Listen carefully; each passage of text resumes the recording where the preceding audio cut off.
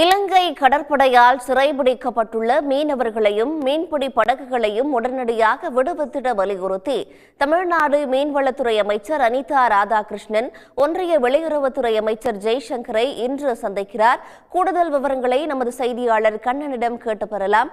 கண்ணன், இலங்கை கடற்படையால் தமிழ்நாட்டு மீனவர்கள் சிறைபிடிக்கப்படுவது தொடர்கதையாகி வரும் நிலையில் இன்று தமிழ்நாடு அமைச்சர் அனிதா ராதாகிருஷ்ணன் வெளியுறவுத்துறை அமைச்சர் ஜெய்சங்கரை சந்தித்து என்ன கோரிக்கைகள் விடுக்க இருக்கிறார்? மேலதிக விவரங்கள் என்ன?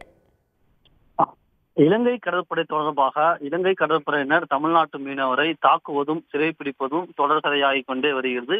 தொடர்பாக தமிழ்நாடு முதலமைச்சர் மு.க.ஸ்டாலின் தொடர்ந்து ஒன்றிய வெளியுறவுத்துறை அமைச்சருக்கு கடிதம் வாயிலாக இது தொடர்பாக ஒரு நடவடிக்கை எடுக்க வேண்டும் என்று வலியுறுத்தி வருகிறார். அதனை மீண்டும் வலியுறுத்தும் விதமாக தமிழ்நாடு மீன்வளத்துறை அமைச்சர் அனிதா ராதாகிருஷ்ணன் இன்று ஒன்றிய வெளியுறவுத்துறை அமைச்சர் டாக்டர் எஸ் ஜெய்சங்கரை சந்திக்க உள்ளார். இன்று மாலை 3 மணிக்கு டெல்லியில் அவர் இந்த ஜெய்சங்கரை சந்திக்க உள்ளார். தற்போது வரை 173 மீன்பிடி படகுகளும் 80 மீனவர்களும் இலங்கை அதிகாரிகளின் கட்டுப்பாட்டில் உள்ளது.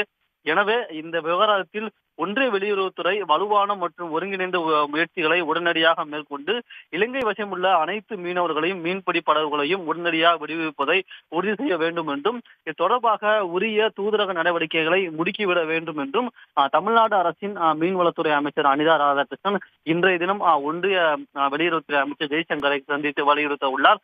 அதனுடன் மீனவர் சங்க பிரதிநிதிகளும் சென்று அவரை சந்தித்து ஒரு கோரிக்கைகளை வலியுறுத்த உள்ளனர். இந்த மீனவர் பிரச்சனை தொடர்பாக தொடர்ந்து தமிழ்நாடு அரசானது மத்திய அரசு ஒன்றிய அரசிடம் தொடர்ந்து பல்வேறு நடவடிக்கைகள் எடுக்கக்கூடிய வலியுறுத்தி வருகிறது. அதன் தொடர்ச்சியாக மேலும் ஒன்றிய அரசுக்கு அழுத்தம் தரும் விதமாக மீன்வளத்துறை அமைச்சர் இன்று ஒன்றிய வெளியுறவுத்துறை அமைச்சர் ஜெய்சங்கரை நேரில் சந்தித்து வலியுறுத்த உள்ளார். நன்றி கண்ணன், விவரங்களை வழங்கியமைக்கு. சன் நியூஸ் வாட்ஸ்அப் சேனலை ஃபாலோ செய்யுங்கள். QR கோடை ஸ்கேன் செய்து சன் நியூஸோடு இணைந்திருங்கள்.